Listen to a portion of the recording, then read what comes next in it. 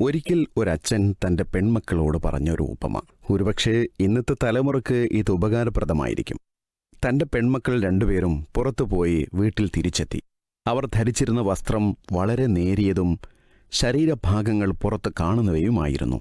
സാധാരണ ചെയ്യാറുള്ളതുപോലെ മക്കളെ കെട്ടിപ്പിടിച്ച് ഉമ്മ കൊടുത്ത് രണ്ടുപേരെയും അരികിലിരുത്തി ശേഷം അദ്ദേഹം കണ്ണുകളിൽ നോക്കിയിട്ട് സ്നേഹത്തോടെ പറഞ്ഞു, ദൈവം വില കൂടിയ വസ്തുക്കളെയെല്ലാം നിർമ്മിച്ചിരിക്കുന്നത് സുരക്ഷിതമായ പുറംചട്ടകളോടെയും ലഭിക്കാൻ എളുപ്പമല്ലാത്തവയുമായിട്ടാണ്. ഡയമണ്ട് നമുക്ക് ലഭിക്കുന്നത് എവിടെ നിന്നാണ്? ഭൂമിയുടെ വളരെ താഴ്ന്ന സ്ഥലത്ത് സുരക്ഷിതമായിട്ടാണ് അവ ഉള്ളത്. പേൾസ് നമുക്ക് എവിടെ നിന്ന് ലഭിക്കുന്നു? സമുദ്രത്തിൻ്റെ അടിത്തട്ടിൽ സുരക്ഷിതമായ ഷെല്ലിൻ്റെ ഉള്ളിൽ. ഗോൾഡ് എവിടെ നിന്ന് ലഭിക്കുന്നു? ഭൂമിയുടെ അടിയിൽ സുരക്ഷിതമായ പാറകൾ കൊണ്ട് പൊതിഞ്ഞ നിലയിൽ. ഇവയൊക്കെ ലഭിക്കാൻ വളരെയധികം കഷ്ടപ്പെടേണ്ടി വരും. ഒരു ദീർഘനിശ്വാസത്തിനു ശേഷം ഉറച്ച ശബ്ദത്തോടെ അദ്ദേഹം പറഞ്ഞു, മക്കളെ, നിങ്ങളുടെ ശരീരം പരിശുദ്ധമാണ്. നിങ്ങൾ രത്നങ്ങളേക്കാൾ, മുത്തുകളേക്കാൾ, സ്വർണത്തേക്കാൾ വിലയേറിയതാണ്. നിങ്ങളും മറ്റുള്ളവരുടെ കയ്യിൽ നിന്നും കണ്ണിൽ നിന്നും എപ്പോഴും സുരക്ഷിതരായിരിക്കണം. ലഭിക്കാൻ പ്രയാസമുള്ളതാകണം എന്നാണ് മൂല്യമുള്ളതൊക്കെ. ഇപ്പോൾ വളരെ ലളിതമായ ഒരു ഉദാഹരണം പറഞ്ഞാൽ, നമ്മുടെ കൈവശം ഒരു പൊട്ടിയ ഒരു കമ്മലുണ്ട്, സ്വർണത്തിൻ്റെ ഒരു കമ്മൽ. അത് നമ്മൾ എവിടെയാണ് സൂക്ഷിക്കുക? അതാ ഒരു റോസ് കടലാസിൽ പൊതിഞ്ഞ് ആ ചെറിയൊരു പാത്രത്തിൽ വെച്ച്, ആ പാത്രം എവിടെ വെക്കുക? അതൊരു ചുമരിൻ്റെ ഏതെങ്കിലും ഒരു റാക്കിൻ്റെ മുകളിൽ വെക്കൂലല്ലോ. അത് ജനലിൻ്റെ സൈഡിലും വെക്കൂല, അത് അടുക്കളയിലും വെക്കൂല. അത് നമ്മുടെ ബെഡ്റൂമിൽ അലമാരയുടെ ഉള്ളിൽ, അതിൻ്റെ ഉള്ളിലെ ചെറിയ അലമാരയുടെ ഉള്ളിൽ ഭദ്രമായിട്ടാണ് വെക്കുക. തീർച്ചയായും പൊട്ടിയതല്ലേ, പക്ഷെ സ്വർണത്തിൻ്റെ വില നമുക്കറിയാം. ആ വില മനസ്സിലാവുന്നതുകൊണ്ട് അത് പൊതിഞ്ഞ് ഉള്ളിലാണ് സൂക്ഷിച്ചു വെക്കുക. അപ്പോൾ നമ്മുടെ മനസ്സിൽ എന്തിനാണോ മൂല്യം തോന്നുന്നത് അത് സംരക്ഷിച്ചു വെക്കുക എന്നുള്ളത് വലിയ പ്രാധാന്യമുള്ള കാര്യമാണ്. തീർച്ചയായും സ്ത്രീ ശരീരത്തിന് അതിന് മൂല്യമുണ്ട്, അതിന് വിലയുണ്ട്. അതങ്ങനെ എല്ലാവർക്കും കാണാവുന്ന രൂപത്തിൽ കാണിച്ചുകൊണ്ടല്ല നടക്കേണ്ടത്, അത് സംരക്ഷിച്ചു വെക്കേണ്ടതാണെന്നുള്ള വലിയൊരു സന്ദേശം. അതെ. അതല്ലേ പിന്നെ ഈ വോയിസിൽ ഒരു പിതാവ് മക്കളെ പുറത്തു പോയി വന്ന മക്കളെ ചുംബിച്ചുകൊണ്ടാണ് അവരോട് ഇത് കാര്യങ്ങൾ പറയുന്നത്. ഒരു പവിഴവും മുത്തും സ്വർണം ഇതൊക്കെ കിട്ടുന്നത് ഭൂമിക്ക് വളരെ താഴ്ന്ന, വളരെ പ്രത്യേക സംരക്ഷണം നൽകപ്പെട്ടൊരവസ്ഥയിൽ നിന്നാണ്. എന്നിട്ട് അവസാനം പറയുകയാണ്, നിങ്ങളുടെ ശരീരവും മൂല്യമുള്ളതാണെന്ന്. തൻ്റെ ശരീരം മൂല്യമുള്ളതാണ് എന്ന് ഈ സഹോദരിമാർ മനസ്സിലാക്കിയാൽ പിന്നെ അത് തുറന്നിടൂല. സ്വന്തത്തെക്കുറിച്ചൊരു അവബോധം ഉണ്ടാക്കിയാൽ, അല്ലെങ്കിൽ സ്വയം ഉണ്ടായാൽ തന്നെ അവർ സ്വയം അത് സംരക്ഷിക്കുന്നൊരവസ്ഥ ഉണ്ടാവും. ഇന്ന് റോഡിലേക്ക് ഇറങ്ങിക്കഴിഞ്ഞാൽ ഒരു മാന്യമായി തലയുയർത്തി നടക്കാൻ പറ്റാത്ത രൂപത്തിൽ ശരീരം തുറന്നിട്ടുകൊണ്ട് മാക്സിമം എത്രമാത്രം പ്രകടിപ്പിക്കാൻ സാധിക്കുമോ അത്ര പ്രകടിപ്പിച്ചുകൊണ്ട്, അതാണ് എന്തായാലും ഒരു പ്രയോഗിക്കാമെന്ന് എനിക്ക് അറിയില്ല. അതാണ് പിന്നെ ഈ ഇന്നത്തെ കാലത്തിന് യോജിച്ചത് എന്ന രൂപത്തിൽ ഇങ്ങോട്ട് പ്രദർശിപ്പിക്കുന്ന ഒരവസ്ഥ ഇന്ന് സമൂഹത്തിൽ നന്നായിട്ടുണ്ട്. ഈ അടുത്ത് പിന്നെ എറണാകുളത്തുനിന്ന് ഒരാൾ പറഞ്ഞു, ഈ കഴിഞ്ഞ നോമ്പിനെ നമുക്കൊന്നും ഈ പകൽ സമയത്തൊന്നും നോമ്പ് പറ്റിയിട്ടൊന്നും ഈ റോട്ടിലൂടെ വരാൻ തന്നെ സാധിക്കൂല, നോമ്പ് നഷ്ടപ്പെട്ടു പോകുന്നു എന്ന് പറഞ്ഞാൽ കാഴ്ചയെ അങ്ങോട്ട് പിന്നെ ക്ഷണിക്കുന്ന അല്ലെങ്കിൽ വലിച്ചെടുക്കുന്ന രൂപത്തിലുള്ള ഒരു അവസ്ഥയാണ് ഇന്ന് സമൂഹത്തിലുള്ളത്. ഇപ്പോൾ സ്ത്രീകൾ ആലോചിക്കേണ്ട ഒരു പ്രധാന കാര്യം, എൻ്റെ ശരീരത്തിന് വലിയ മൂല്യമുണ്ട് എന്നവർ തിരിച്ചറിഞ്ഞു കഴിഞ്ഞാൽ, ഇപ്പോൾ നമുക്ക് ഒരു മുഖ്യമന്ത്രിയെ നമ്മൾക്ക് കാണണമെങ്കിൽ, മുഖ്യമന്ത്രിയെ കാണണമെങ്കിൽ നേരിട്ട് എടാ മുഖ്യമന്ത്രിയെ അവിടെ ഉണ്ടോ എന്ന് ചോദിച്ചിട്ട് നേരിട്ട് പോയി കാണാൻ പറ്റില്ലല്ലോ. മുഖ്യമന്ത്രി നമ്മുടെ അടുക്കലൂടെ ഇങ്ങനെ നടന്നു വന്ന് ആർക്കൊക്കെ എന്തൊക്കെ കാണണ്ട എന്ന് ചോദിക്കണമില്ല. മുഖ്യമന്ത്രിയെ കാണണമെങ്കിൽ നമ്മൾ PA കോണ്ടാക്ട് ചെയ്ത്, MLA വഴി കോണ്ടാക്ട് ചെയ്ത് അപ്പോയിൻമെൻ്റ് എടുത്ത്, അങ്ങനെ ഒരു അപ്പോയിൻമെൻ്റ് എടുത്ത് സമയം നിശ്ചയിച്ച് കാത്തിരുന്നതിന് ശേഷമാണ് മുഖ്യമന്ത്രിയെപ്പോലും നമുക്ക് കാണാൻ പറ്റുക. ശരിക്കൊരു സ്ത്രീക്ക്, ഒരു മുസ്ലിം സ്ത്രീക്ക് ഒരു മുഖ്യമന്ത്രിക്കുള്ള, ഒരു പ്രധാനമന്ത്രിക്കുള്ള അതിനേക്കാൾ കൂടുതൽ സ്ഥാനമുണ്ട് എന്നാണ് അവർ മനസ്സിലാക്കേണ്ടത്.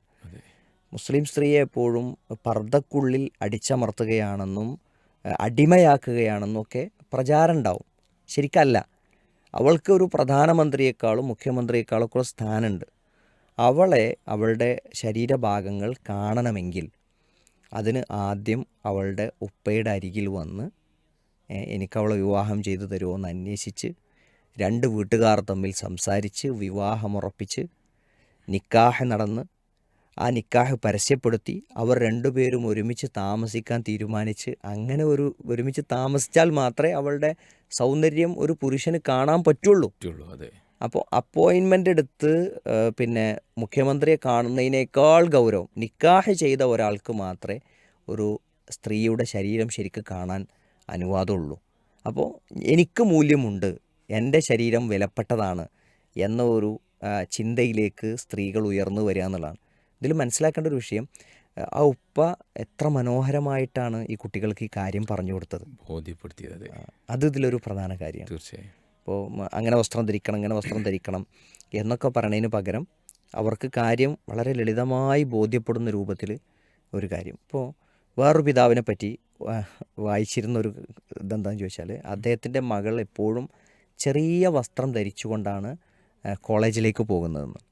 അപ്പോൾ അദ്ദേഹം ഒരു ദിവസം ഇവൾ ധരിക്കുന്ന അതേ വസ്ത്രം, ആ ചെറിയ വസ്ത്രം ധരിച്ച്, അതിപ്പോൾ തുടയിൽ നിന്ന് വളരെ കയറി പിന്നെ അരക്കെട്ടിന് അല്പം താഴെ അവസാനിക്കുന്ന ചെറിയ വസ്ത്രം, ആ വസ്ത്രം ധരിച്ച് അവളുടെ കോളേജിലേക്ക് ഇദ്ദേഹം നടന്നു ചെന്നു എന്നാണ്.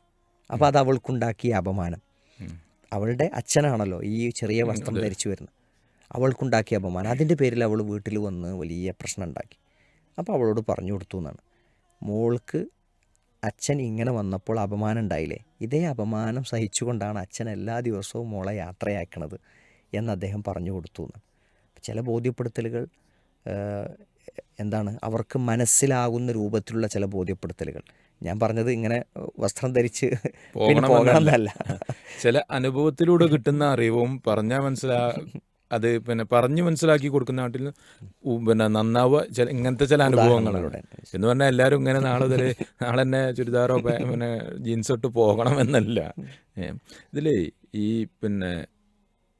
രക്ഷിതാവ് ഫസ്റ്റ് നമ്മൾ കേട്ട വോയിസിൽ രക്ഷിതാവ് പറഞ്ഞു കൊടുത്ത് ഇതൊരു സുരക്ഷാ കവചത്തിൻ്റെ ഉള്ളിൽ വെക്കപ്പെട്ട മൂല്യമേറിയ വസ്തു പോലെയാണ് ശരീരം എന്നുള്ളതാണ്. ശരിക്കും ഈ വസ്ത്രം എന്ന് പറഞ്ഞാൽ ഒരു സുരക്ഷയാണ്. ഖുർആൻ്റെ പ്രയോഗം തന്നെ അങ്ങനെയാണല്ലോ. ദാലിക അദ്നാ അൻ യുറഫ്ന വല യുദൈൻ, അവർ ഉപദ്രവിക്കപ്പെടാതിരിക്കാൻ ഉള്ളൊരു സുരക്ഷാ കവചാണത്. അവർ തിരിച്ചറിയപ്പെടാൻ നല്ല സ്ത്രീയാണ്, പതിവ്രതയാണ് എന്ന് തിരിച്ചറിയാൻ ഉള്ള ഒരു അടയാള മാർഗമാണ് ഈ വസ്ത്രം എന്നുള്ളത്.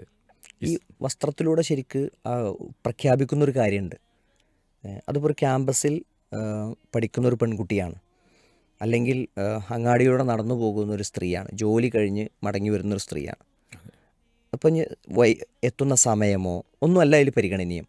അവർ പറയാണ് എന്നെ നിൻ്റെ നോട്ടത്തിന് കിട്ടൂല, നീ ഉദ്ദേശിക്കുന്ന കാര്യത്തിന് ലഭിക്കുന്നൊരു പെണ്ണല്ല ഞാൻ എന്നാണ് ശരിക്കും ആ വസ്ത്രത്തിലൂടെ പ്രഖ്യാപിക്കുന്നത്. ഞാൻ പറയണത്, വസ്ത്രം അല്പം നഗ്നഭാഗങ്ങൾ കാണിക്കുന്ന വസ്ത്രങ്ങൾ ധരിക്കുന്ന എല്ലാ ആളുകളും ഇത്തരം ഉദ്ദേശങ്ങൾക്ക് ലഭിക്കുന്നവരാണെന്നുള്ള അർത്ഥത്തിലല്ല. പക്ഷേ അൻ യുറഫ്, ഞാൻ ഇത്തരം തോന്നിയാസങ്ങൾക്ക് നിൻ്റെ ഇംഗിതങ്ങൾക്ക് കിട്ടുന്നവളല്ല എന്നൊരു പ്രഖ്യാപനം ശരിക്കും വസ്ത്രത്തിലൂടെ ഒരു സ്ത്രീ നടത്തുന്നുണ്ട്. അപ്പോൾ ആ കാര്യം, എൻ്റെ ശരീരത്തിന് മൂല്യമുണ്ട്, ഞാൻ ആളുകൾക്കെല്ലാവർക്കും നോക്കാനും കൊത്തിവലിക്കാനും സൗന്ദര്യം ആസ്വദിക്കാനും കിട്ടുന്ന രൂപത്തിൽ എന്നെ കിട്ടൂല എന്നൊരു പ്രഖ്യാപനം ശരിക്കും ആ വസ്ത്രത്തിലുണ്ട്. അത് സുരക്ഷിതത്വമാണ്, അഭിമാനമാണ്. അതെ, തീർച്ചയായും നമ്മുടെ സഹോദരിമാരുടെ വസ്ത്രങ്ങൾ അവരുടെ പാതിവൃത്യത്തെ പ്രഖ്യാപിക്കുന്ന അവരുടെ ഒരു സുരക്ഷയായി മാറട്ടെ. അതിനുവേണ്ടി ആ രൂപത്തിലുള്ള വസ്ത്രം ധരിക്കാൻ ശ്രമിക്കുക എന്ന ഒരു സംസാരത്തിലൂടെ നമുക്ക് ഈ ഒരു ഭാഗം അവസാനിപ്പിക്കാമെന്നാണ് തോന്നുന്നത്. അവർ പരലോകം ഉദ്ദേശിച്ചുകൊണ്ട് നല്ലതായ പൊതുസമൂഹത്തിൻ്റെ നന്മയ്ക്ക് വേണ്ടി നല്ലതായ രൂപത്തിൽ നല്ല വസ്ത്രം ധരിച്ചുകൊണ്ട് ജീവിക്കാൻ ശ്രമിക്കുക. അള്ളാഹു അനുഗ്രഹിക്കട്ടെ എന്ന് ഈ സന്ദർഭത്തിൽ നമുക്ക് പ്രാർത്ഥിക്കാം.